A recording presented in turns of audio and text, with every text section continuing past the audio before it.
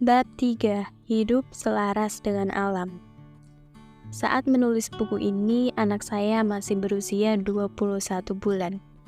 Jika memungkinkan, saya senang menyempatkan diri berjalan-jalan dengannya di kompleks perumahan saat pagi atau sore hari.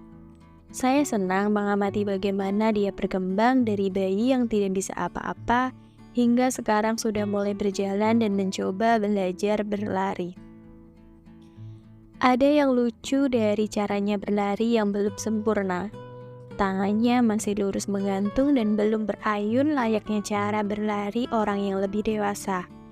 Dalam proses pertumbuhannya, kelak dia akan mengerti bagaimana cara berlari yang seharusnya. Sampai ia mengerti cara berlari yang seharusnya, ia selalu tampak kurang seimbang dan sepertinya bisa tersandung kapan saja. Satu prinsip utama stoicisme adalah bahwa kita harus hidup selaras alam, in accordance with nature.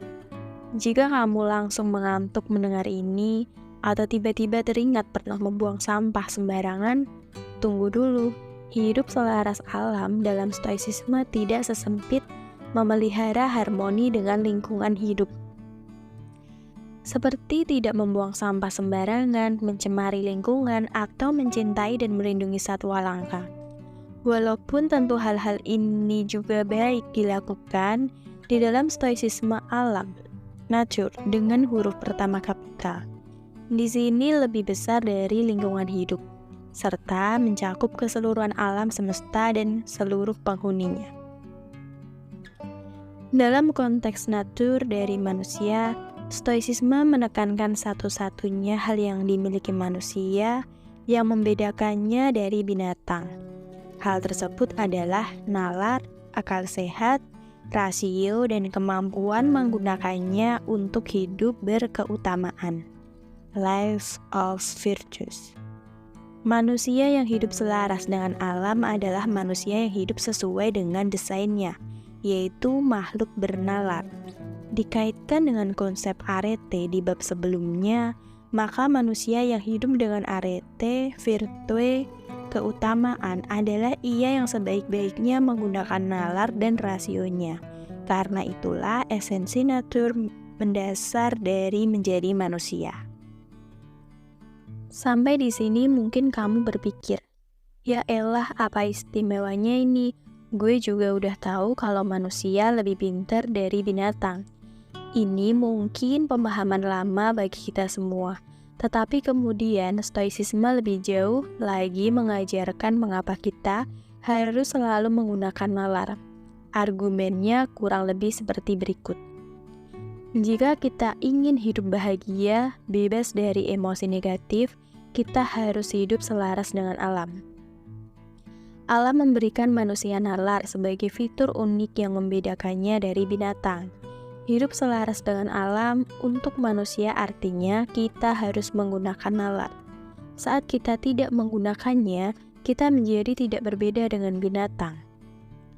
Ketika kita tidak menggunakan nalar kita akan rentan merasa tidak bahagia karena kita telah tidak selaras lagi alam.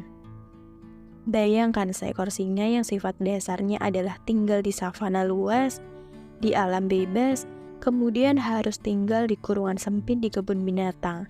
Singa yang hidupnya sudah tidak selaras lagi dengan alam ini rasanya sulit merasa bahagia, bahkan walaupun makanannya dijamin sekalipun.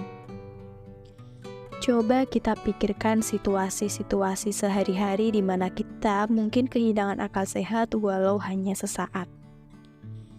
Kita menerima email pekerjaan yang menurut kita sengaja menyinggung perasaan pribadi. Kita segera membalas email tersebut dengan kosakata berbagai penghuni kebun binatang, padahal kita tidak berkantor di kebun binatang. Kita sedang berkendara di jalan, kemudian kendaraan kita disalip orang. Serta-merta kita emosi dan marah-marah, bahkan sampai mengejar penyerobot tersebut untuk membalas dendam. Padahal kita sedang naik skuter, sementara yang nyalip naik mobil Ferrari. Tapi kekejar juga sih kalau lagi macet. Kita mencium wangi parfum perempuan lain di baju suami dan tanpa berpikir panjang, kita mengelus pipi suami pakai panci dengan kecepatan tinggi. Kita baru berkenalan dengan perempuan cantik, kemudian langsung mengajaknya tidur bersama. Kita terprovokasi unggahan posting di media sosial dan langsung emosi, sehingga kita marah-marah di bagian komentar atau segera meneruskan ke banyak orang tanpa mengecek dulu kebenarannya. Di semua contoh situasi tadi, kita sedang tidak menggunakan nalar atau rasio dan hanya mengikuti hawa nafsu. Apakah kira-kira semua tindakan tadi akan membawa hasil yang positif?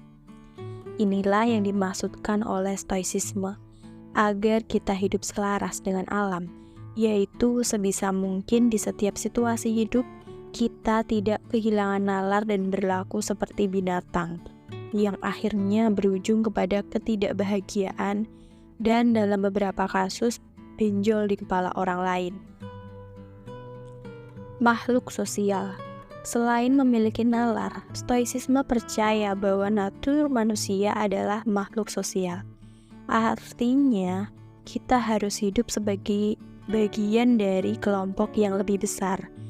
Jika digabungkan dengan prinsip manusia harus menggunakan nalar tadi, seorang praktisi stoa diharapkan untuk hidup secara sosial, tidak mengisolasi diri dari manusia lainnya, dan juga berhubungan dengan orang lain secara rasional. Percuma kalau kita pintar dalam banyak hal, tetapi memutus hubungan dengan sesamanya. Sebaliknya, percuma juga kita aktif secara sosial, tapi tidak menggunakan nalar dan bahkan sampai dikuasai emosi negatif seperti marah, dengki, iri hati, dan lain-lain. Penggunaan nalar dan hidup sosial berjalan beriringan. Setiap hari kita akan berhadapan dengan perilaku orang lain yang menjengkelkan. Kita semua tahu bahwa hidup dengan orang lain pada kenyataannya memang tidak mudah. Setiap hari kita akan berhadapan dengan perilaku orang lain yang menjengkelkan. Nanti kita akan melihat bagaimana caranya praktisi stoicisme bisa hidup berdampingan dengan orang lain secara rasional dan damai, bahkan di antara orang yang kita anggap menyebalkan sekalipun.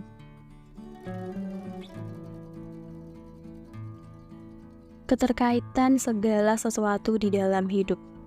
Hidup selaras dengan alam menuntut kita menyadari adanya keterkaitan di kehidupan ini. Stoicisme melihat segala sesuatu di alam semesta ini sebagai keterkaitan, bagaikan jaring-jaring raksasa, termasuk semua peristiwa di dalam hidup kita sehari-hari. Dengan kata lain, kejadian-kejadian yang ada di dalam hidup kita adalah hasil rantai peristiwa yang panjang, dari peristiwa besar sampai peristiwa yang terkesan remeh sekalipun. Jadi, jika suatu hari kita menginjak kucing di jalan, umumnya tidak sengaja. Saya tidak pernah kenal orang yang senang menginjak kucing. Maka ini bukanlah sebuah peristiwa acak atau random, tetapi adalah hasil rantai banyak peristiwa lain. Misalnya si kucing di situ karena memang sudah kebelet dan pada saat itu titik tersebut tampak nyaman untuk si kucing buang hajat. Kemudian kita pas sedang melewati jalanan tersebut dan sibuk stalking media sosial mantan sampai tidak memperhatikan jalan dan jerk terinjaklah kucing itu. Tidak ada peristiwa yang betul-betul kebetulan atau dengan kata lain sesuatu yang sudah terjadi di masa lalu dan sedang terjadi pada detik ini juga adalah hal tak terhindarkan karena merupakan mata rantai dari peristiwa-peristiwa sebelumnya. Coba kita membayangkan peristiwa-peristiwa penting dalam hidup kita yang tentunya lebih signifikan daripada menginjak kucing di jalan. Bisa dimulai dari proses kelahiran kita. Kita bisa merunut ke belakang rantai peristiwa yang akhirnya berujung kepada kelahiran kita.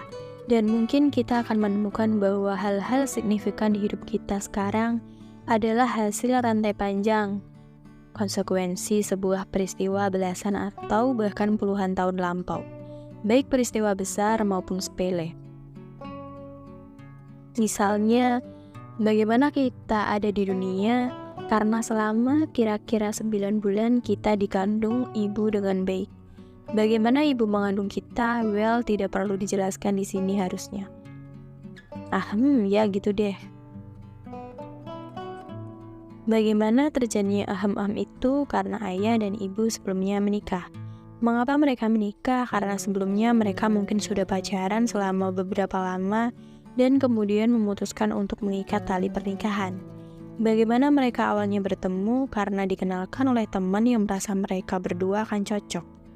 Bagaimana teman ini tahu kedua calon orang tua kita ini? Karena dia kebetulan adalah teman kuliah mereka. Bagaimana orang tua kita bisa menjadi teman kuliah dengan orang ini? Karena orang tua kita secara terpisah memilih atau dipaksa untuk kuliah di tempat tersebut. Dan seterusnya, dan seterusnya.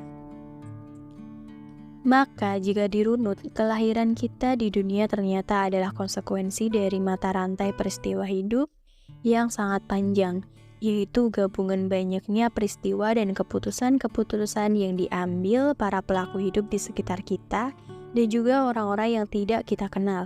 Hal ini berlaku untuk seluruh hal yang pernah dan sedang terjadi di dalam hidup kita, baik besar maupun kecil. Dari tempat kita akhirnya bersekolah atau kuliah atau bekerja, sampai kejadian kita ketinggalan kereta, semua peristiwa-peristiwa ini sesungguhnya tidak berdiri sendiri, tetapi hanyalah bagian dari mata rantai peristiwa yang terus bersambung. Karena keterkaitan adalah bagian dari alam, melawan atau mengingkari peristiwa yang terjadi dianggap sama dengan melawan alam. Melanjutkan contoh tadi, marah-marah karena sepatu Jordan terbaru kita menginjak air kucing adalah melawan alam dan sebuah kesia-siaan. Lebih sia-sia lagi marah-marah kepada sang empunya ee. Begitu juga dengan menyesali kondisi kita dilahirkan. Entah itu kondisi keluarga, negara kita dilahirkan, kondisi kesehatan kita saat dilahirkan, dan lain-lain. Semua sudah terjadi mengikuti keteraturan alam. Jadi untuk apa disesali, ditangisi, dan disumpah serapahi? Semua hal yang telah terjadi di masa lalu dan baru saja terjadi detik ini termasuk sekarang saat kamu sedang membaca buku ini terjadi mengikuti aturan alam. Untuk iseng-iseng, coba dirunut peristiwa apa saja penyebab kamu bisa membaca buku ini sekarang. Apakah artinya filosofi ini mengajarkan pasrah pada keadaan? Sama sekali tidak. Di bab berikut, kita akan memahami mengapa penerimaan stoicisme akan peristiwa hidup sama sekali tidak sama dengan kepasrahan total. Inti sari bab 3, manusia harus hidup selaras dengan alam jika ingin hidup yang baik. Keluar dari keselarasan dengan alam adalah pangkal ketidakbahagiaan. Hidup selaras dengan alam artinya kita harus sebaik-baiknya menggunakan nalar, karena itulah yang membedakan manusia dan binatang.